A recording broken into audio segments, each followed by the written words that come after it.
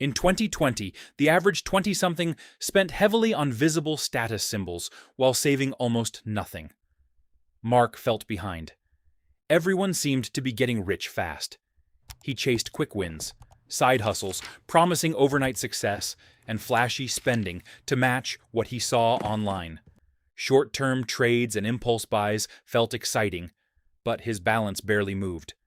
Social comparison drove him to spend what he earned instead of keeping any gap. After a year, he had little to show despite steady income.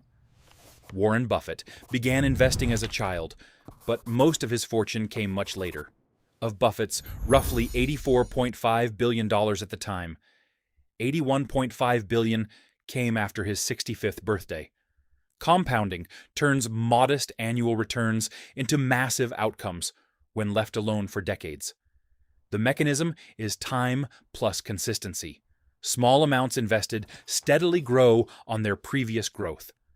Markets return around 7 to 10% annually over long periods after inflation, but only if you stay in. Mark realized visible riches often meant spent money, not accumulated wealth. He started saving 20% of his income automatically into a low-cost index fund.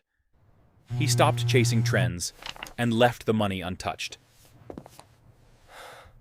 The first years showed almost no visible progress.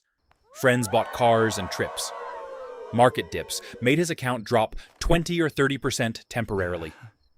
The temptation to spend or sell during downturns hit hard. Loss aversion makes quitting feel safer. Most people abandon the plan here because patience feels like failure in the moment. Years passed. Mark kept adding the same amount every month. The math compounded. Each year's returns applied to a larger base.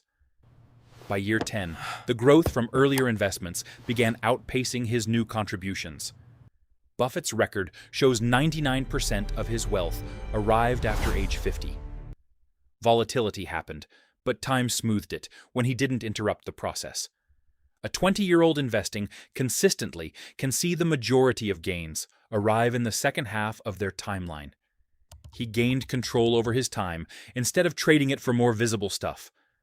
The unseen balance provided real options. Compounding rewarded survival more than brilliance. Mark now had growing financial margin without dramatic lifestyle changes. The account kept working in the background.